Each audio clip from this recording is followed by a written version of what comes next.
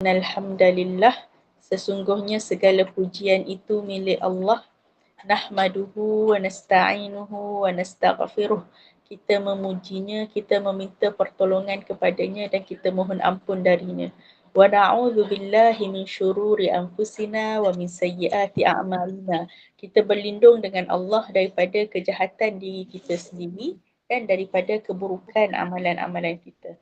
Wa may yahdihillahu fala mudhillalah wa may yudlil fala hadiyalah. Sesiapa yang Allah beri hidayah kepadanya, maka tiada siapalah yang dapat menyesatkannya, dan sesiapa yang dia sesatkan, maka tiada siapalah yang dapat beri hidayah kepadanya. Wa nashhadu an la ilaha illallah wahdahu la syarikalah wa nashhadu anna Muhammadan abduhu wa rasuluh.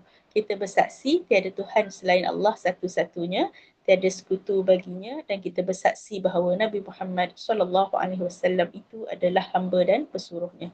Rabbi shrah li sadri wa yassir li amri wahlul 'uqdatam min lisani yafqahu qawli, amma ba'd. Assalamualaikum warahmatullahi wabarakatuh. Waalaikumsalam warahmatullahi wabarakatuh. Alhamdulillah, hari ini kita dah masuk 23 Ramadan. 23 Ramadan. 23 kan? 23 hari ni.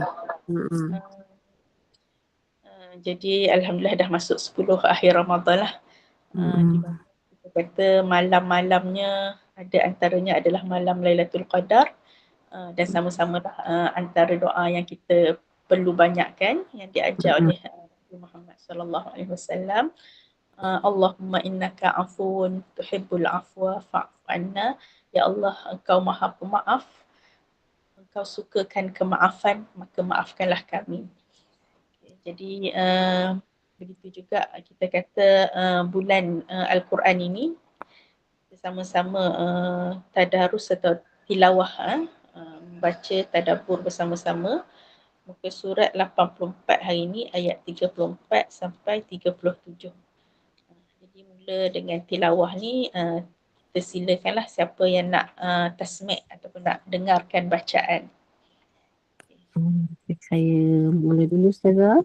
Ya, A'udzu billahi minasyaitonir rajim. Bismillahirrahmanirrahim. الرجال قوامون على النساء بما فضل الله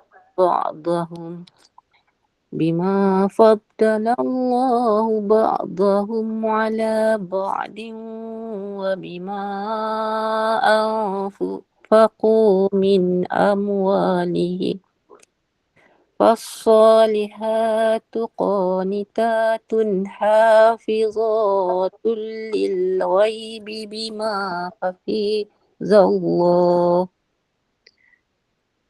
حافظات للغيب بما حفظ الله واللاتي تخافون نشوزهن فعظوهن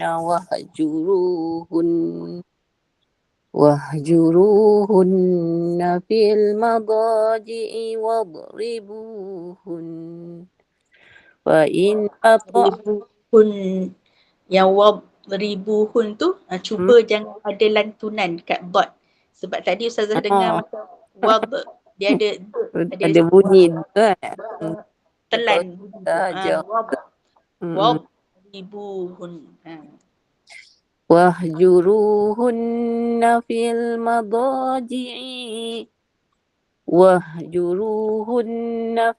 madaji'i wadribuhun فإن أطعنكم فلا تبغوا عليهن سبيلا إن الله كان عليا كبيرا.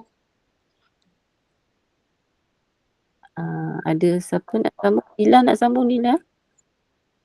Nila, start أعوذ بالله من الشيطان الرجيم بسم الله الرحمن الرحيم وإن خفتم شقاق بينهما فابعثوا حكما من أهله وحكما من أهلها إن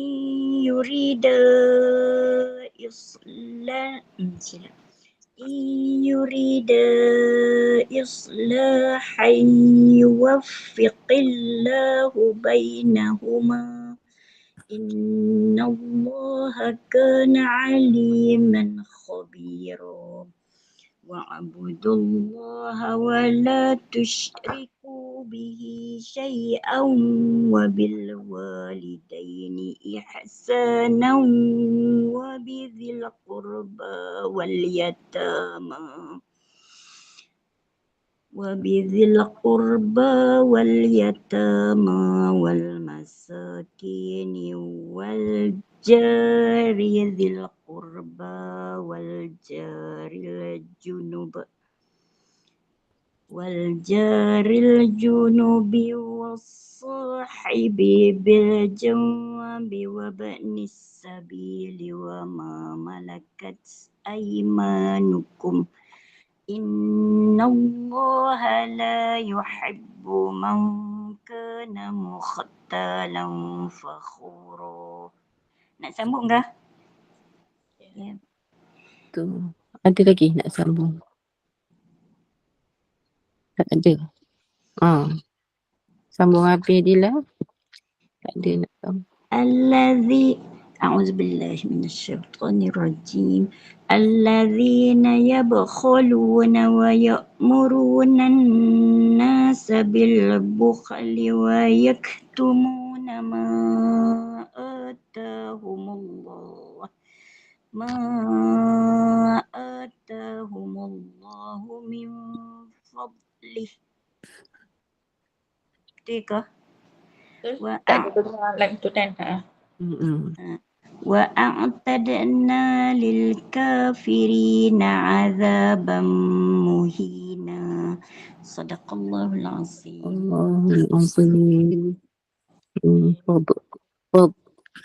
Saya selalu nak bunyi. Bukan kena bunyi. Spot kan? Selalu melantun. Sama lah. Tak apa. Kita biasakan. Jadi kalau dari segi tajwid, kita tengok kalau ayat 34 tu ba'din wa bima. Dengung kat situ kan? Dua harakat. Ba'din. Ni hukum apa? 34 mana dia? Ba'din. Baris kedua. Ikhfa. Bukan ikhfa. Oh, idgham ma'al gunnah. Betul, idgham ma'al gunnah. Dia masuk, idgham tu maksudnya masuk. Tanwin tu dia masuk ke huruf waw bersama dengung. Dengung ma'al gunnah tu bersama dengung lah, dua harakat. Kemudian apa lagi? Jadi kalau ayat 34 ni kebanyakan kesilapan berlaku masa sebut wadribuhun. Tu kan, kita kena telan, jangan lantunkan. Jangan wadribu, dia tak boleh. Dia kena, sebab ba ni bukan huruf qalqalah. Dia bukan huruf yang melantun. Jadi kita kena telan, jangan bagi melantun. Nak cuba fil madaji'i wadribuhun. Selalu jadi wad kan, tak boleh. Dia tak boleh ada lantunan. Okay, kemudian kalau kita tengok yang melantun macam tabaru. Itu betul. Itu baru ada. Sebab dia huruf qalqalah ba ni. Berbeza dengan wadribuhun. Dia bukan huruf qalqalah. Jadi tak boleh melantun. Itu ayat 34. 35. Wa in khiftum. Ni izhar. Betul. Wa in Izhar halqi. izhar hal. Nyata. Lepas tu Nyata lah. Nun mati tu nyata bunyi dia. hmm, In khiftum. in Kalau kesalahan yang biasa dekat tum. Wa hmm, in khiftum. wa Tu in salah. Tum. khiftum. Dia kena wa in khiftum. Wa in khiftum. Dia kena T-U-M. Tum. Bukan T-O-M. Tum. Okay. Itu kesalahan yang biasa. Dari segi dhammah tu lah. Dhammah dia bunyi tum. Dia bukan bunyi tum. Okay. Kemudian ayat 36. Ayat 36. Dengung dekat bil jambi. Bil Kecil kat atas tu kan. Jambi. Bil jambi. bil jambi. Mana bil jam nun mati bertemu iklab. Betul. Ni iqlab. Mim mati bertemu ba. Dia ada buat mim kecil tu. Mim mim merah. Kecil. Jam Jadi itu dia panggil iqlab. Kita tukar bunyi nun mati kepada bunyi mim. Jadi kalau kita siapa yang biasa ikutilah Syekh Dr. Aiman. Syekh Dr. Aiman kata dia kena rapatlah bil jambi. Bunyi mim. bil Dengung. jambi. Jadi kalau Syekh Dr. Aiman dia kata tak perlu renggangkan mulut. Sebab itu lebih tepat lah. Tapi tak nak dinafikan lah. Ada pendapat kata untuk iqlab dengan ikhfa syafawi tu dia kena renggang sikit je mulut. Senipis sehelai kertas lebih kurang. Kita tak nafikan lah ada pendapat tu. Cuma Dr. Aiman tak setujulah. Tak setuju nak renggang-renggang ni. Dr. Aiman kata rapat je bil jambi. Tukar kepada bunyi mim. Okay, tak apa, itu perbezaan lah. Okay. Kemudian tu iqlab. Kesalahan yang selalu berlaku juga dekat aimanukum. Tu yang salahnya, yang salah dia aimanukum. Aimanukum. Kum salah. Assalamualaikum salah. Kalau dari segi bacaan yang betulnya adalah yang betul dia aimanukum. K-U-M. Bukan K-O-M. Tapi tak adalah kita nak kata seperti yang saya selalu ulang. Bila kita ada kesalahan dari segi tajwid yang dikenali sebagai lahan khafi, kesalahan yang tersembunyi, kita kata yang tidak mengubah makna, maka itu dimaafkan, tak berdosa lah. Tapi kalau kita baca dengan betul, maka kita dapat pahala tambahan lah. Sebab kita belajar, kita berusaha lah nak betulkan tahsin, tambah baik bacaan. Sebab ada orang kata, Ustazah saya takutlah nak belajar. Kan? Nanti banyaknya salah, rupanya saya dah buat, takut nak tahu kata salah sebelum ni. Jadi bimbang ada berdosa dan sebagainya. Tidak. Kita belajar ni dia sepatutnya ilmu ni dia menambahkan rasa tenang kat hati kita sebab kita ilmu. Bukan tambah jadi tak tenang kan. Okay. Ustazah, nak tanya sikit. Ada saya biasa dengar ada yang kata kita kena sentiasa belajar lah menuntut ilmu dalam Al-Quran ni. Sebab nanti kalau kita baca salah pun diampunkan. Sebab kita masih dalam belajar. Ya, dalam belajar. Betul? Betul. Maksudnya usaha kita belajar tu adalah kita kata dapat pahala daripada usaha belajar tu saja. Walaupun kadang-kadang yelah kesilapan ni memang tak lari lah daripada kita ni.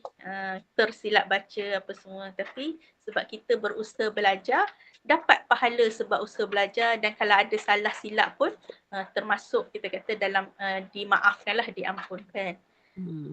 Kita pun kita kata Nabi SAW ajar kita terutamanya di akhir Ramadan ini untuk membanyakkan doa yang sebut tadilah, Allahumma innaka afuun, ya Allah engkau lah yang maha pemaaf, tuhibbul afwa, engkau sukakan kemaafan, fa'fu anna, maka maafkanlah kami. Itu untuk ramai lah. Kalau untuk kita sendiri, fa'fu anni, maka maafkanlah aku. Kita memang tak nafikan kita ada kesilapan. Itu juga kita lazimi istighfar kan, istighfar 100 kali. Okay. Jadi kita masuk pula ayat 37 yang terakhir lah. Okay. Kita tengok azabam muhina. Tanwin bertemu dengan mim. Idgham ma'al gunnah. Betul, idgham ma'al gunnah. Tanwin tu terus masuk ke bunyi huruf mim lah. Dia tak ada bunyi. Azabam berserta dengung 2 harakat. Azabam muhina. Alhamdulillah, selesailah berkenaan tajwid. Kau ada apa-apa soalan ke berkaitan tajwid?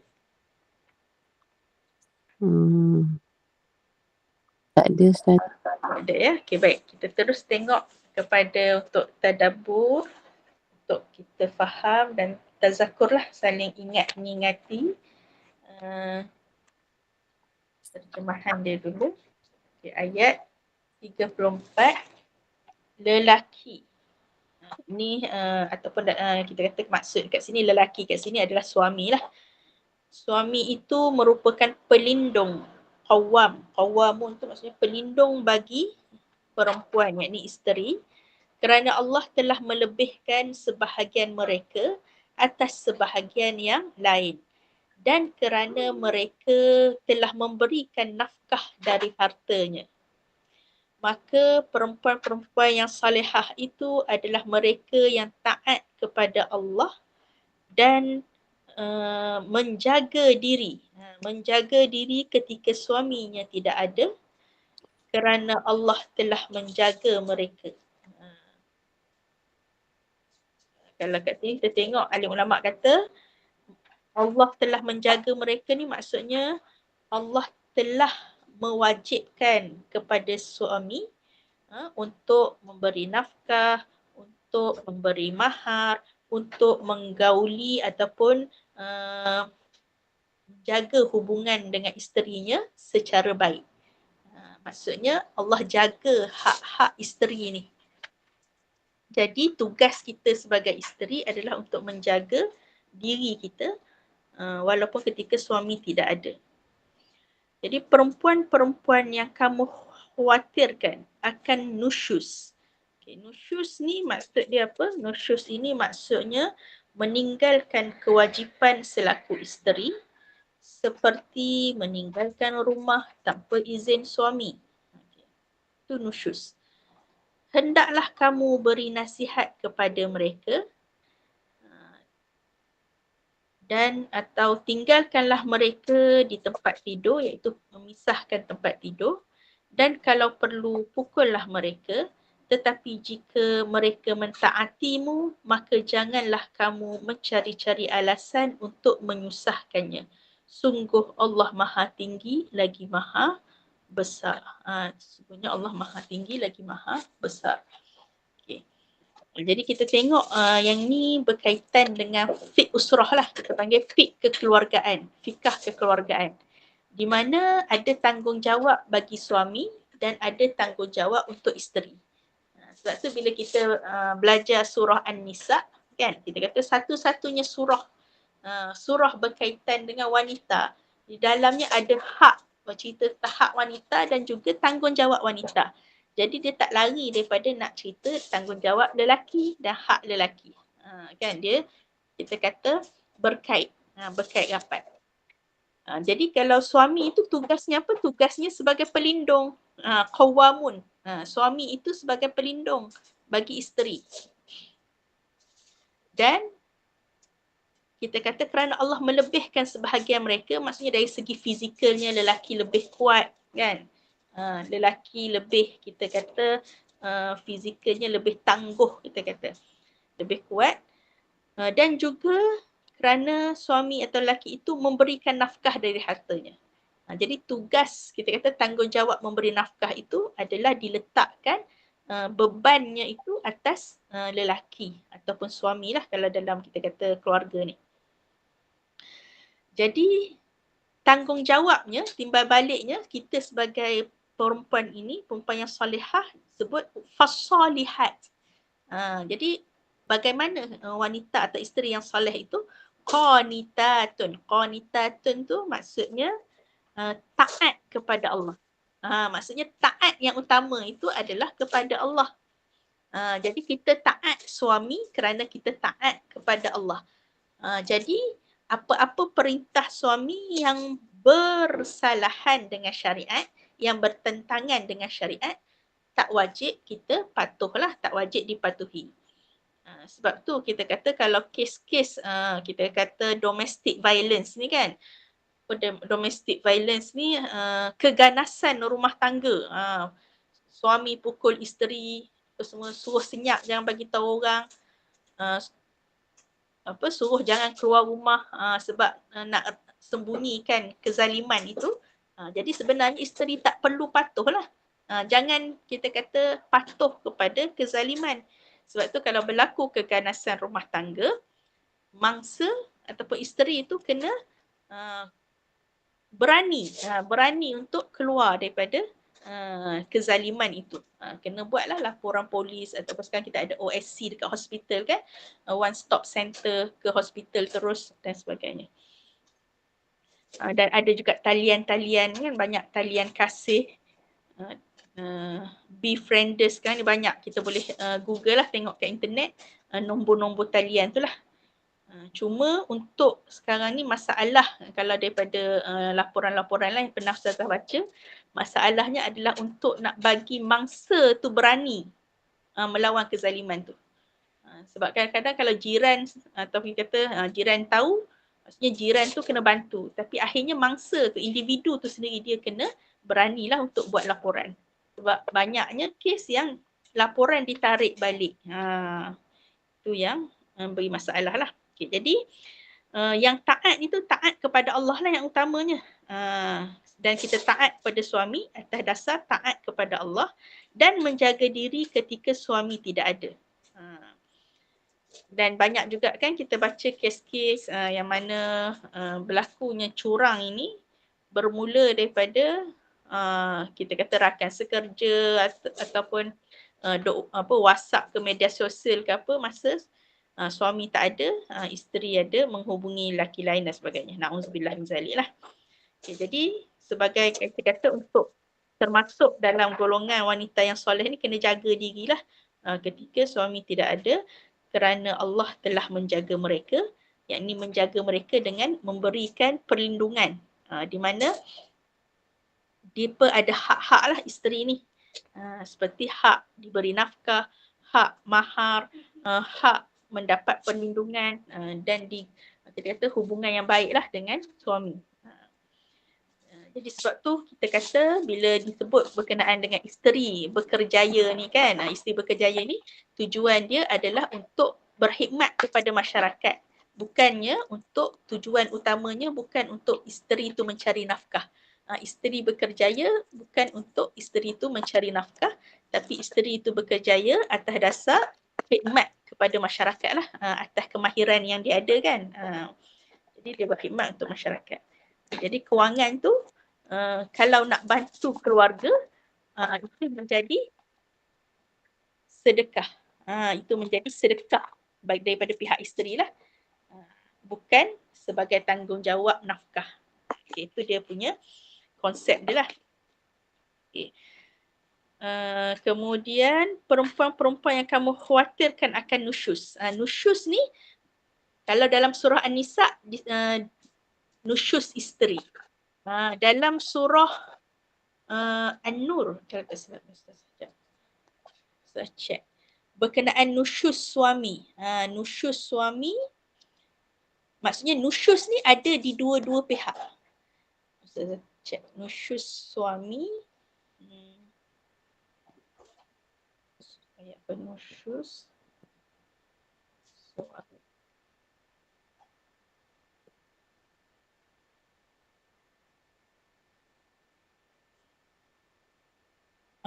Surah An-Nisa juga. Maaf, bukan surah An-Nur. Surah An-Nisa juga. Nanti kita akan tengok ayat 128. Ayat 128 membicarakan tentang nusyus seorang suami. Berbeza dengan ayat yang kita ada sekarang ni, ayat 34 itu berkenaan nusyus seorang isteri. Jadi kalau kita nak tengok, nak Ada beza bandingkan. nusus seorang isteri dengan nusus suami ni ada beza kan? Ya, ada beza. Ada beza. Apa sebab maksud nusyus? Nusyus tu sebenarnya maksud dia bila seseorang, kalau nusyus isteri, bila isteri yang buat masalah lah. Dia yang buat masalah. Kalau tapi suami dia baik je, tu dia panggil nusyus. Atau kalau nusyus suami itu ada masalah, isteri dia baik tu. Tu dia panggil kalimah nusyus. Adapun syiqaq, nanti kita akan tengok syiqaq. Syiqaq dalam bahasa Arab ini adalah suami isteri dua-dua ada masalah. Dua-dua buat masalah. Tu dia panggil syiqaq. Dia peringkat dia panggil okey, kalau nusyus seorang suami ni contohnya mana ni?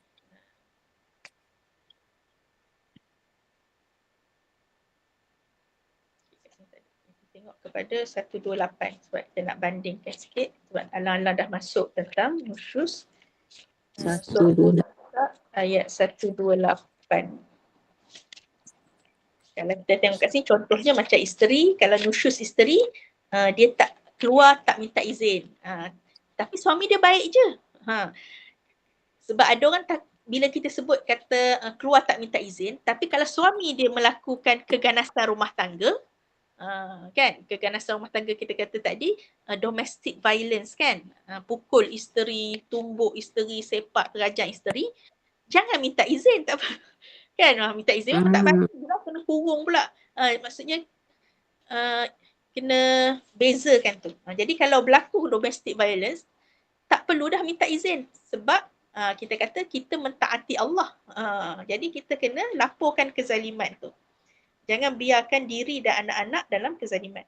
Jadi ada pun nusyus seorang suami ni, kalau kita tengok ayat 128 muka surat 99. Wa inni mra'atun khafat min ba'liha nusyuzan. Dan jika seorang perempuan khawatir suaminya akan nusyus, suaminya nusyus, maksudnya buat masalah atau bersikap tidak acuh, maka keduanya dapat mengadakan perdamaian yang sebenarnya. Dia panggil kat sini sulha. Suluh. Kalau mahkamah kan, dekat mahkamah dia ada proses suluh. Suluh. Maksudnya kalau isteri bimbang suami dia nusyus ataupun suami yang jenis buat masalah ni, isteri baik je, maka dia pergi kepada mahkamah lah, kena dapatkan orang yang ada autoriti untuk selesaikan masalah nusyus suami. Bukan dia selesaikan sendiri. Berbeza kalau isteri yang nusyus. Kalau isteri yang nusyus, dalam Islam, suami itu sendiri boleh guna kuasa sebagai suami untuk kita kata memperbaiki isteri itu. Bermula dengan fa'idhuhunna. Hendaklah kamu beri nasihat kepada mereka. Kan? Kalau kita tengok ayat 128, jika perempuan khawatir akan nusyus atau bersikap tidak acuh, maka keduanya hendaklah mengadakan perdamaian yang sebenarnya dan perdamaian itu lebih baik. Caranya suluh ini, kat situ dia sebut perlu ada wakil, contohnya keluarga isteri ke, maksudnya isteri ada ayah, ayah dia boleh tolong nasihatkan, minta ayah yang tolong nasihatkan. Sebab biasanya kalau suami bermasalah, isteri ni baik, nak mengubah suami tu payah. Dia kena ada orang yang ada autoriti untuk nasihat suami tu. Sebab kita tengok beberapa kes di mana suami membunuh isteri dia. Ada kes yang kita kata menggunakan tudung kan, cekik isteri dia sampai mati. Na'udzubillah min zalik. Jadi nak cerita sebab suami ni dia kuat. Jadi isteri ni kalau kita kata buat isteri baik tapi suami kita kata ada masalah kan. Jadi mengelakkan perkara yang tidak diingini menjadi lebih parah, konflik tu jadi lebih parah, maka memerlukan orang yang ada otoriti ataupun kita kata yang suami hormati untuk menasihatilah. Tapi kalau ayat 34 ni kita tengok suami tu sendiri yang nasihat terus, direct. Sebab suami dia kita kata kuat lah. Jadi suami itu sendiri kita kata sebagai orang yang ada otoriti perlu menasihati isteri tu. Keluar je jalan kita kata tak minta izin suami. Tapi kalau macam suami bagi keizinan secara mutlak je, suami kata kalau nak pergi mana-mana pergilah. Kan? Ni abang pergi kerja ke apa. Jadi biasanya kita maklumkan lah kan. Kita pergi ke sini ke mana sebab sebagai pelindung. Sama juga masa kita sebelum kahwin, kita beritahu ke mak ayah kita. Sebab mak ayah kita adalah pelindung kan. Jadi kita bagi tahu pergi ke mana-mana tu. Okay, baik. Jadi pertama yang disebut dalam ayat 34 ni untuk suami bagi mengelakkan isteri berterusan nusyus, berterusan bermasalah contohnya. Maka perlu pertama adalah beri nasihat kepada mereka. Kalau nasihat tak jalan juga kan, maka tinggalkanlah mereka di tempat tidur. Maksudnya pisah tempat tidur. Yang tu cara kedua. Kemudian cara ketiga, dan kalau perlu pukullah mereka. Pukullah mereka ini, para fuqaha alim ulama gariskan panduan. Macam mana? Pukulan yang macam mana? Jawapan dia pukulan ni mestilah tidak meninggalkan kesan. Jangan ada lebam, jangan ada luka. Yang kedua, tidak meninggalkan kesan dan tidak memudaratkan. Tidak memudaratkan. Dah nak pukul, contohnya apa? Pukul, alim ulama sebut pakai kayu siwak tu. Kayu siwak tu kan besar macam pensel tu kan. Kalau macam kita kata pukul kat tangan tu sikit kita rasa sakit tapi tidak meninggalkan kesan, lebam. Atau dengan kain. Dengan kain kan. Towel contohnya kan pukul. Sama juga dalam kita kata memukul anak untuk mendisiplinkan anak. Kan? Disebut juga dalam hadis yang sahih, suruhlah anakmu untuk solat ketika berumur 7 tahun. Suruh. Maksudnya sebelum-sebelum tu kita dah didik lah kan. Tunjukkan contoh, ajak kan. Ajak solat sebelum umur 7 tahun. Tapi bila dah umur 7 tahun suruh solat. Jom solat, maksudnya suruh. Tapi tak ada pukul walaupun mereka tak solat lah umur 7 tahun. Tapi kita suruh dulu. Tapi bila umur 10 tahun, dah kita kata dah lama dah proses pendidikan, suruhan tu selama 3 tahun, umur 10 tahun tak solat lagi, barulah kalau tak dengar juga, buat degil kita kata, barulah pukul. Dan pukul itu samalah, pukul yang tidak meninggalkan kesan. Jangan bagi lebam, jangan bagi ada kesan kita kata apa timbul-timbul tu kan, bengkak dan sebagainya, ada kesan luka, jangan. Dan yang kedua, dia tidak memudaratkan, tidak memudaratkan, dan jangan pukul kawasan muka. Dalam Islam kawasan muka tak boleh pukul, tak boleh tampar. Tak boleh tampar dan sebagainya lah. Itu antara garis panduan lah yang ulama tetapkan. Okay, baik. Berkaitan dengan pukul tadi tu. Okay. Yang tu yang terakhir lah. Itu yang kita tengok berbeza dengan cara untuk isteri. Sebab ada yang kata, oh Ustazah kalau saya nasihat suami saya ni ada masalah, nak buat macam ni juga ke? Tidak. Terus kepada orang yang ada otoriti. Itu caranya. Sebab suami ni dia, kita kata kuatlah banding dari segi fizikalnya. Kita bimbang perkara yang tidak diingini terjadi. Jadi nusyus ni adalah kita panggil tahap konflik suami isteri di peringkat pertama. Peringkat yang paling bawah. Sebab seorang je yang bermasalah. Sama ada isteri bermasalah atau suami yang bermasalah. Bila isteri yang masalah, suami dia baik, maka suami dia yang baik ni, yang soleh ni, dia ikut step-step tadilah, cara-cara tadi. Adapun isteri yang baik, dia kena cari orang yang suami dia hormat. Ayah kepada isteri ke, kalau isteri itu ada abang kan, abang ke, ataupun ustaz-ustaz mana yang dia, kita kata ada hormat, atau terus ke pejabat agama Islam ataupun ke mahkamah pun boleh. Dia ada proses suluh. Okay. Itu konflik peringkat pertama. Salah seorang saja yang bermasalah. Dia ada pula konflik peringkat kedua, di mana dia panggil syiqaq. Syiqaq ni kita tengok ayat 35. Kemudian sebelum tu, lepas step-step tu hendaklah ni, tetapi jika mereka mentaatimu, maka janganlah kamu mencari-cari alasan untuk menyusahkannya. Ni Allah pesan pada suami. Isteri dah taat, jangan cari cara untuk menyusahkan isteri tu. Kalau suami yang jenis cari nak menyusahkan isteri tu, tu dia jadi suami nusyus tadi, suami nusyus. Untuk ayat 128 tadi. Okay. Sesungguhnya Allah Maha Tinggi, Ali, Al-Aliyu, Aliyan Kabira, Maha Tinggi lagi Maha Besar. Okay. Kemudian ayat 35, ni konflik tu makin meningkat. Daripada seorang bermasalah, dua-dua jadi masalah. Dan jika kamu khawatir terjadinya persengketaan antara keduanya, syiqaq. Ni dalam bahasa Arab dia panggil syiqaq. Kalau salah seorang tadi, dalam bahasa Arab dia panggil nusyus. Nusyus. Kalau syiqaq ni maksudnya isteri suami dua-dua masalah. Suami suami tak bagi nafkah. Isteri pula maki-maki, baling barang, pecah sana sini kan. Contoh. Dua-dua bergaduh. Maka kirimlah seorang juru damai dari keluarga lelaki dan seorang juru damai dari keluarga perempuan. Kena ada orang luar lah yang tolong damaikan. Sebab syiqaq, sebab dua-dua masalah ni. Kalau salah seorang baik tu, salah seorang boleh, yang kalau suami tadi, suami itulah yang tolong nasihatkan apa ni, masalah suami pun bermasalah kan, tak bagi nafkah dan sebagainya, contoh. Jadi kena ada juru damai. Jika keduanya bermaksud mengadakan perbaikan, nescaya Allah memberi taufik kepada suami isteri itu untuk kita kata berbaiklah. Sungguh Allah Maha mengetahui lagi Maha teliti, aliman khabira.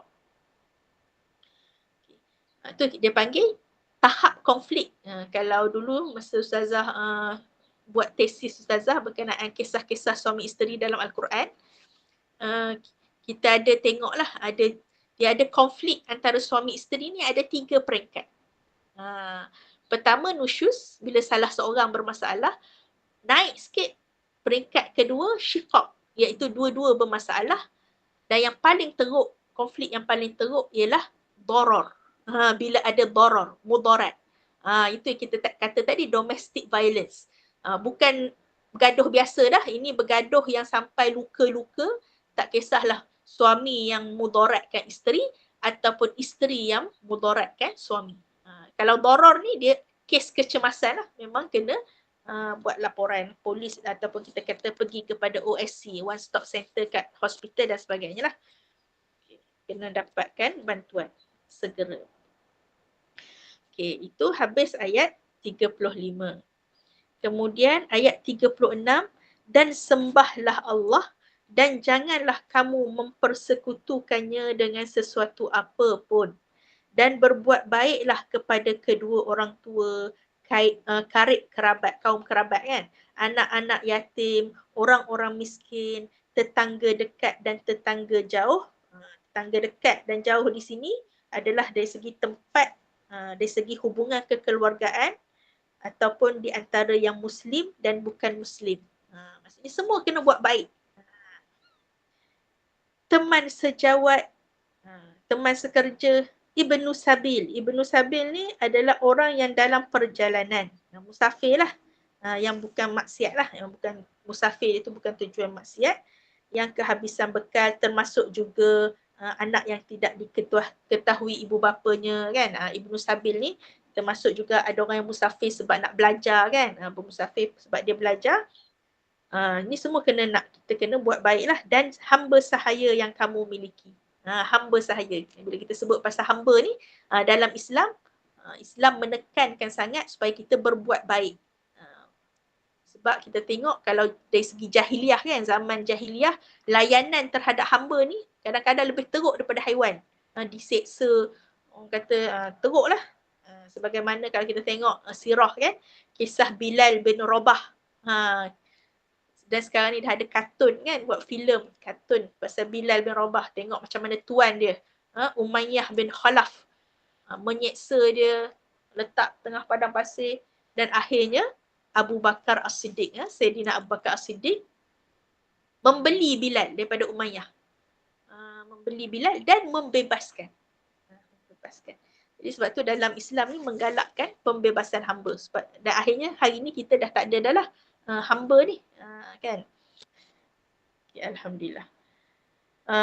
Sungguh Allah tidak menyukai orang yang sombong dan membanggakan diri. Sebab hasil daripada orang yang sombong dan membanggakan diri tu, itu yang menyebabkan kita kata kezaliman kepada orang-orang lain lah.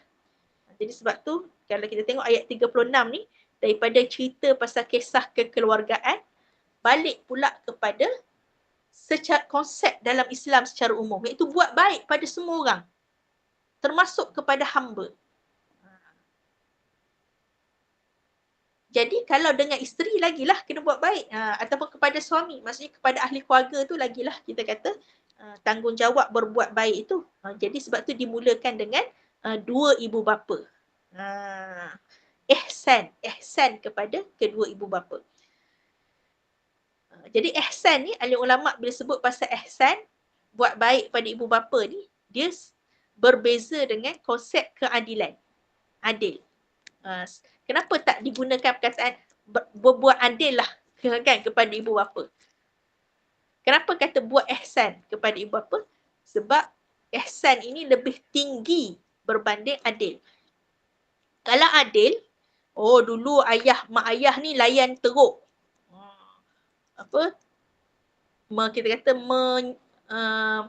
Kita kata mensia-siakan anak-anak ni. Tak bertanggungjawab. Kan ada konsep ibu bapa derhaka kan. Ibu bapa derhaka, dia tidak menjalankan tanggungjawab sebagai mak ayah. Jadi kalau konsep adil ni, nanti anak-anak pun buat macam tu jugalah kat mak ayah. Tapi tak, dalam Islam dia konsep ihsan kepada mak ayah. Maksudnya kalau mak ayah dulu buat jahat pada anak-anak, jadi anak-anak yang baik ini, anak-anak yang mengerti tanggungjawab dia, walaupun dulu mak ayah dia buat jahat kat dia, dia layan dengan baik mak ayah dia. Ihsan, kasihan belas. Buat baik juga walaupun mak ayah dia tak baik. Kan? Wa bizil qurba, dan kepada kaum kerabat, anak yatim, orang miskin, ni jiran, semualah, sampailah kita kata kepada wa ma malakat aimanukum, hamba saya. Okay, jadi konsep berbuat baik ni kepada semua. Yang awalnya terhadap kita kata suami isteri itu sendirilah. Sebab keluarga ni dia bermula dengan perkahwinan, institusi perkahwinan. Baru ada institusi kekeluargaan. Jadi suami isteri. Lepas tu baru ada anak-anak. Jadi tanggungjawab utama tu awal tu kepada suami isteri itulah. Dia punya hak dan tanggungjawab tu lebih besar. Kemudian terus kepada mak ayah, dan seterusnya lah. Ayat ke-7, iaitu orang yang kikir dan menyuruh orang lain berbuat kikir, bakhil. Kikir ini bakhil lah, bakhil, kedekut. Dan menyembunyikan karunia yang telah diberikan Allah kepadanya. Kami telah menyediakan untuk orang-orang kafir azab yang menghinakan. Jadi ayat 37 ni sambungan nak cerita pasal orang yang sombong tadi. Kan? Sesungguhnya Allah tidak menyukai orang yang sombong, lagi membanggakan diri. Apa yang orang sombong ni buat? Sampai kita kata diberikan ancaman lah dengan azab yang hina ni, kerana mereka ini kedekut. Sebab dia sombong, dia kedekut. Lepas tu suruh orang lain pun supaya kedekut juga. Jangan tolong. Kan? Jangan buat baik, tak payahlah. Kan? Contoh. Dan menyembunyikan kurnia yang telah diberikan Allah kepadanya. disembunyikan. Apa yang Allah bagi tu, nikmat yang Allah bagi tu tak digunakan untuk dinafkahkan, tapi dia sembunyikan. Kumpul banyak-banyak kan, sembunyikan. Jadi inilah ancaman lah kepada orang yang sombong tadi dan yang suruh tak nak bagi orang buat baik, supaya sebab dia, kita kata termasuklah tamak kan, kedekut, tamak dan sebagainya. Maka itulah ancaman kepada mereka ini, iaitu mereka kepada mereka ini, sebab mereka kufur pada nikmat Allah. Apatah lagi kalau orang tu kafir kan, tidak beriman kepada Allah, maka dia mendapatlah azab yang menghinakan. Wallahu a'lam. Habislah untuk kita sesi tadabbur. Ada soalan boleh tanya. Ustazah, nak tanya sikit apa tu, dia kan bila kata jangan kedekut ni, Ya. kalau kata macam kita tahu orang tu dia susah tapi dia memang tak rajin. Oh, malas lah. Dia malas. Lepas tu kan kita pun rasa nak bagi pun dia ni tak rajin. Macam tu boleh ke? Okey, bagus soalan ni berkenaan dengan bila kita membantu, contoh kita membantu jiran kita, tapi kita tak boleh tengok dari segi dia ni malas ke apa, maka kita pun ambil keputusan tak payah bantulah, maksudnya jadi itu fitrah lah sebenarnya. Memang kita kalau tengok orang tak ada usaha, jadi kita macam tak berapa nak bantu. Kita lebih suka secara fitrahnya untuk membantu orang yang berusaha.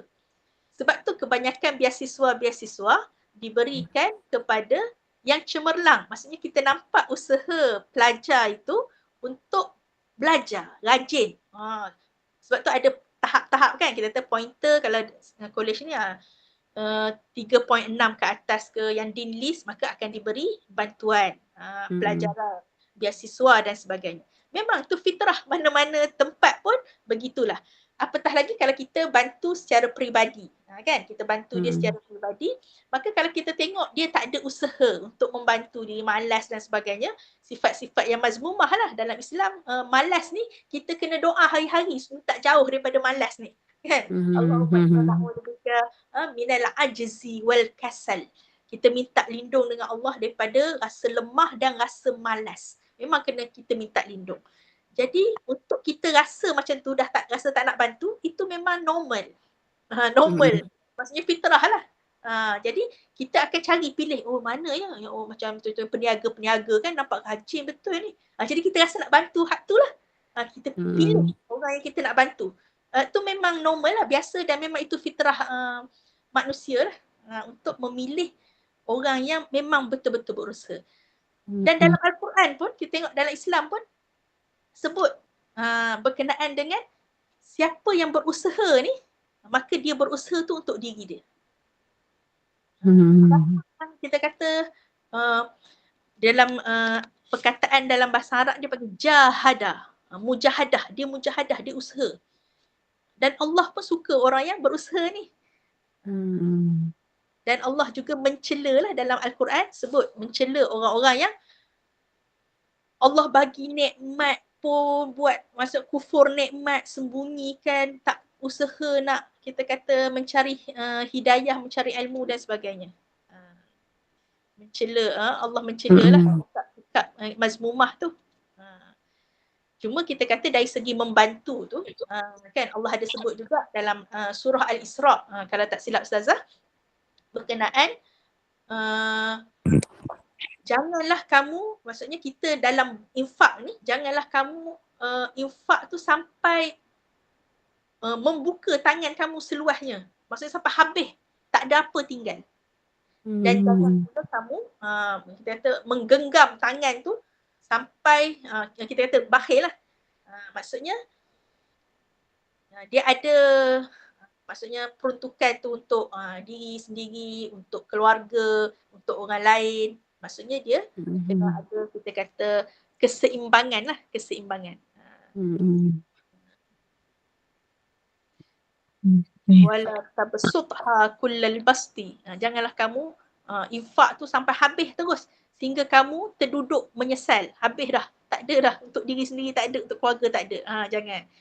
dan janganlah pula Mm-mm. tekut sangat. Kan? Begitulah kita kata dalam kita infak ni memang kita kena ada keseimbangan, dan biasanya kita nak pilih orang-orang yang rajin, orang yang berusaha yang banyak, kita kata sifat-sifat mahmudah lah kan. Mm-mm. Wallahu a'lam. Okay, terima kasih Ustazah. Nak tanya sikit berkenaan dengan saf solat. Solat ya. Sebab kan sekarang ni tarawih apa semua ramai. Dia yang kanak-kanak perempuan yang belum balik itu duduk dalam saf, dia kira terputus ke tak apa ke? Tak apa. Ya. Patutnya kita kata yang disebut yang putus soft tu untuk kanak-kanak lelaki yang belum berkhatan. Sebab bimbang kita kata sebab bila dia belum berkhatan, dia punya kulit luar tu boleh menyimpan najis. Sebab tu ahli ulama kata, maksudnya kalau kanak-kanak ni dia belum berkhatan, maksudnya tempat dia sepatutnya kita kata bukan antara soft orang dewasa lah. Kalau dah berkhatan boleh. tak ada masalah sebenarnya. Kalau dia dah mumayyiz, dia bukan main duk lompat-lompat kat situ kan. Maksudnya dia memang solat betul, maka tak putus soft. Begitu juga kanak-kanak perempuan lagilah biasanya kalau khatan masa kecil lagi. Dan khatan kanak-kanak perempuan ni memang kalau mazhab Syafi'i wajib lah. Tapi kalau jumhur ulama kebanyakannya kata sunat lah. Itu ada khilaf kalau berkaitan dengan khatanan kanak-kanak perempuan. Jadi tak ada masalah kalau dia tak solat, tak main-main, maksudnya tak melompat-lompat, maka saf tu sambung aja. Sambung je. Yang kalau kata lebih afdal kalau perempuan, kita lebih orang yang dewasa ni lebih afdal di belakang ke macam mana? Yang tu memang ada juga disebutkan perbezaan lah pendapat. Memang sebab kanak-kanak perempuan ni soft paling afdal. Ada disebut soft yang paling afdal bagi wanita ini adalah yang hak paling belakang. Sebab tu kalau kita perempuan dewasa ni kita duduk belakang lah. Jadi kanak-kanak perempuan kalau kita nak asingkan, kalau kita nak asingkan, maka kanak-kanak perempuan tu duduk depan. Duduk depan, maksudnya untuk diawasi lah, untuk diawasi oleh yang mak-mak ni. Tapi dah kita datang awal, kita duduk depan.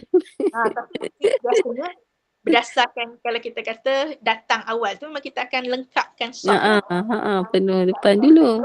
Penuhkan soft tu. Ni list tanya ni. Rapat ke kanan atau rapat ke kiri Ustazah? Dia sebenarnya untuk perempuan, dia awal-awal tu kita akan mula soft daripada bahagian tengah lah. Mula buka soft di tengah. mula daripada tengah. Maksudnya kita tak adalah duk hujung tepi sana. Tak. Dia mula tengah yang ikut imam tu lah. Kita ikut imam tu. Kita duduk belakang imam. Maksudnya kalau kita datang seorang-seorang, tak ada lagi muslimat sampai ni. Kita bukan duduk hujung kanan ke hujung kiri. Kita duduk tengah tu. Belakang imam. Kurang lah, tak adalah kita kata nak selari betul. Maksudnya lebih kurang kita duduk tengah. Jadi orang yang datang tu, dia akan duduk biasanya dia akan mula belah kanan orang lah, belah kanan tu. Lepas tu belah kiri dia selang-seli macam tu. Sampai dia mula di tengah bukan ke kanan. Dia bukan duduk atau hujung ke kiri. Sebab kalau lah kita kata masjid tu panjang kan, nak tengok imam duduk hujung sana, tak, kita kata tak takut tak nampak. Tu dia punya ninya. Daripada belakang imam lah sebab dia datang seorang. Jadi nak rapat tu kena tengok pula keadaan. Kalau contohnya saf tu lompong, kita berada hujung kanan. Kita seorang je. Ni keluar, maksudnya belah kita sikit, maka kita rapatkan ke kiri. Tak apalah. Walaupun bukan memang mesti kena ke kanan. Sebab kadang-kadang ada kes tengah bila keluar tu kan. Jadi masing-masing tak nak beranjak. Bergerak. Tak tahu siapa nak, maksudnya. Tapi Alhamdulillah lah dalam mazhab Syafi'i, merapatkan soft ni hukumnya sunat. Bukan wajib. Bukan wajib. Maksudnya sah solat walaupun saf tu tak sempurna. Walaupun saf tu tak sempurna. Tapi kalau kita rapatkan saf tu, dapat pula pahala kesempurnaan saf. Dapat pahala tu lah. Tapi kalau tak rapat tu pun, maksudnya taklah membatalkan solat. Dapat pahala berjemaah Ustazah. Dapat Kalau pahala kita berjemaah. tak rapat, ada rompong apa semua tu, Ya, dapat pahala berjemaah. tu dapat. Yang tak dapat ialah pahala saf. Pahala saf, pahala lain pula ya. Dia lain-lain. Itu dalam mazhab Syafi'i macam tu. Berbeza kalau dengan mazhab Hambali. Mazhab Hambali dia syadid, dia strict bab saf. Kalau tak rapat saf, batal solat. Solat tu tak sah, tak dapat pahala jemaah. Sebab tu kalau pergi solat dengan orang-orang dekat Arab Saudi, dia tarik rapat. Dia akan tarik. Sebab dalam mazhab Hambali tidak merapatkan saf membatalkan solat. Tak dapat pahala jemaah.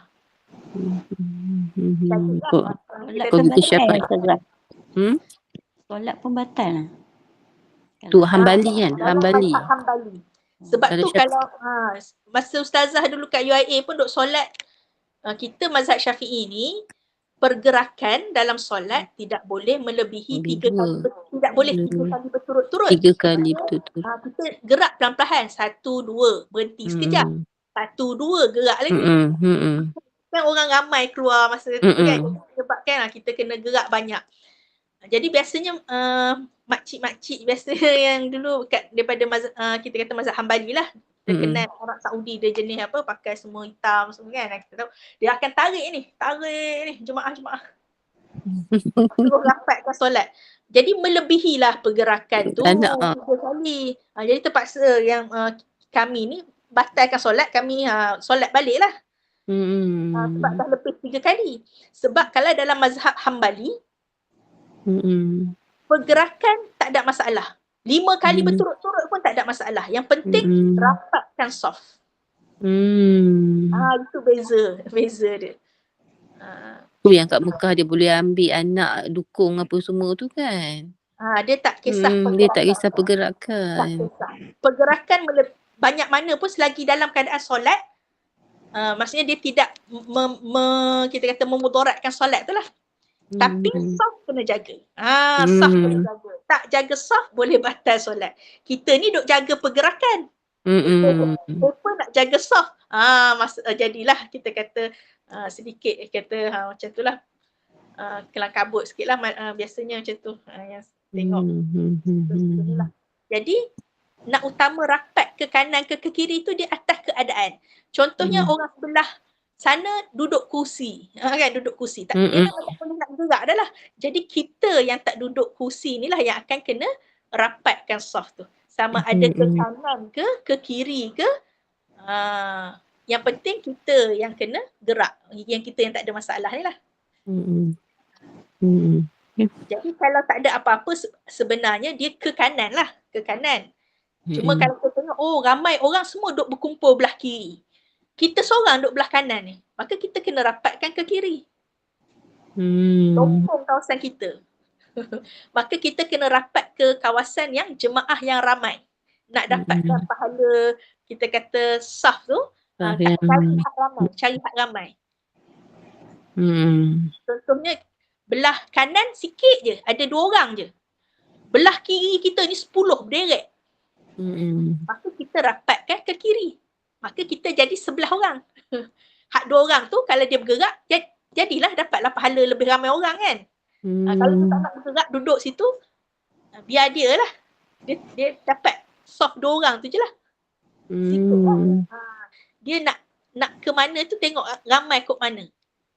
Selalu memang duk pegang ingat ke kanan. Semua kena ke kanan. Sebab nak mengurangkan pergerakan. Jadi semua ke kanan, semua kena bergerak. Ramai. Yalah ramai kena bergerak tu yang langsung jadi tak bergerak tu. Jadi dia sebenarnya macam itulah. Apa-apa pun yang paling penting jangan bergaduh sebab saf.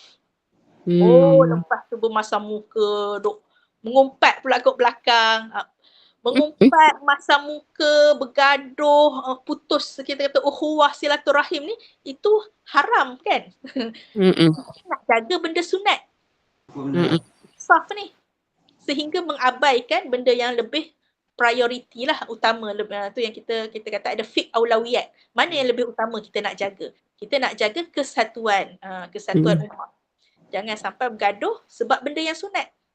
Bergaduh tu kita kata haramlah dalam Islam memutuskan ukhuwah dan sebagainya. Wallahualam. Ustazah nak tanya apa ni yang dikatakan perempuan itu lebih afdal solat di rumah tu macam mana? Okay, bagus soalan ni. Soalan ni pun ada ditanya kepada mufti lah berkenaan solat wanita paling utama tu di rumah, lebih afdal itu di rumah sebab kebiasaannya. Isteri ni dia ada macam anak-anak kecil kan. Maksudnya lebih khusyuk kalau dia solat di rumah. Cuma ada kita kata bukan semualah, dia kata bukan kebiasaan. Ada pengecualian. Ada orang ni maksudnya dia kalau solat kat rumah memang tak solat dah lah tarawih ni. Kat masjid barulah dia lebih khusyuk. Dia tak ada kita kata nak fikir pasal anak-anak kecil ke apa. Maka untuk dia case by case lah, special case. Solat dekat masjid. Sebab kalau dia duduk kat rumah memang tak solat dah. Contoh. Tapi secara kebiasaannya, secara umumnya wanita ini dia biasanya dengan anak-anak, dengan macam-macam lah urusan di rumah. Maka lebih afdal untuk dia solat sunat tarawih itu di rumah. Tapi saya biasa dengar dia orang kata kalau macam di masjid tu kita boleh buat lebih baik kan. Macam kita boleh niat apa tu itikaf dalam masjid, lepas tu boleh buat tahiyatul masjid. Kadang-kadang ada ilmu ustaz, imam bagi ilmu sikit. Kalau dan tak ada apa masalah macam saya katalah tak ada anak kecil apa semua. Lebih baiklah kita pergi masjid. Adalah yang pendapat saya dengar ustaz tu cakap. Ya, betul. Macam itulah. Maksudnya bila dia lebih khusyuk, dia lebih rasa lebih kita kata lebih banyak pahala dari segi khusyuknya, dari segi ilmunya, dari segi rajin nak beribadahnya. Bila dapat di masjid, maka pergilah di masjid. Special case untuk dia lah. Tapi secara umumnya wanita itu afdalnya di rumah sebab kebanyakan urusannya banyak di rumah. Tapi kalau kata duduk rumah ni memang tak solat dah lah, sibuk dengan urusan rumah apa semua, maka untuk dia afdal di masjid lah untuk dia. Sebab dia dapat macam-macam lah. Terima kasih. Ustazah, hari Jumaat nanti kita dah nak raya kan? InsyaAllah kita raya Jumaat Sabtu. Lepas tu boleh tak Ustazah seberingkas lah apa yang sunat dan perkara-perkara yang dia lakukan pada hari raya tu? Pada hari raya, ya betul. Jadi pertamanya kita kata takbir lah kan. Takbir raya tu dan juga kita kata mandi sunat hari raya kan. Solat dia ada tempoh sampai ni ke mandi sunat hari raya tu Ustazah? Sampai orang ni ketubah hari raya ke? Ada masa dia ke?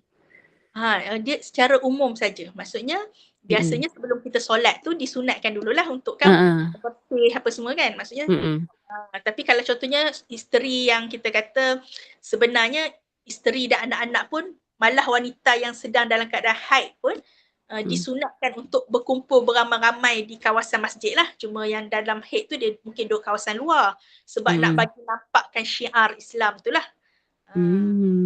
Tapi ada juga kita kata tak dinafikan, ada yang kata ustazah saya solat sunat hari raya di rumah pun dibolehkan. Cuma afdalnya di masjid. Untuk solat sunat hari raya afdal wanita pun solat di masjid sebab nak bagi nampak ramai. Dia kira sunat muakkad Ustazah, solat sunat hari raya. Betul, sunat yang sangat dituntut lah.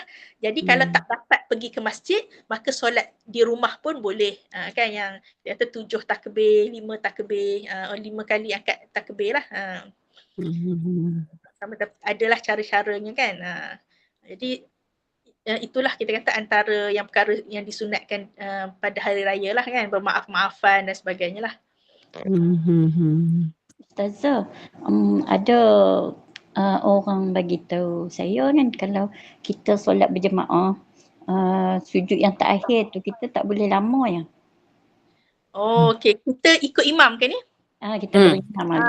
Ikut imam. Ya, kalau kita mengikut imam, sepatutnya yang paling afdal adalah selepas imam buat, kita buat. Maksudnya kita tak lama-lama sujud sebab imam dah Allahu Akbar. Maksudnya bila imam dah bangun untuk tahiyat akhir, kita pun yang paling afdalnya bangun, bangkit, maksudnya duduk tahiyat akhir juga. Maksudnya bukan memanjangkan sujud. Sebab kalau dalam mazhab Syafi'i, dia ada had dia. Untuk dia sampai Allah, sampai selawat yang kedua tu, Allahumma salli ala Muhammad. Kalau tak bangun lagi, boleh kita kata putus tu dengan jemaah. Putus imam. Putus imam. Sebab tidak mengikut imam. Sebab kalau asalnya dia tidak boleh lewat 3 rukun yang panjang. Tapi yang untuk tahiyat akhir tu dia ada had dia sampai selawat. Nanti saya cari balik, saya share dalam grup. Dia ada had dia sampai selawat, kalau tak silap selawat tu. Sampai Allahumma salli ala Muhammad. Tak bangun juga. Tu kira lama lah tu. Tapi kalau solat seorang tu tak ikutlah kan. Ini masalah kita berjemaah. Berimam. Oh, tak boleh lah doa panjang-panjang lah. Ya, sebab jemaah dia ada disiplin dalam jemaah pula. Solat jemaah dia ada disiplin. Dia tak boleh ikut kita. Kena ikut imam. Tak boleh ikut makmum. Ikut imam. Dia ada disiplin. Nanti Ustazah cari balik setakat mana dalam mazhab Syafi'i yang boleh, maksudnya kita melambatkan tu setakat mana masa sujud terakhir tu. Kalau pergerakan lain tak boleh lewat 3 rukun panjang.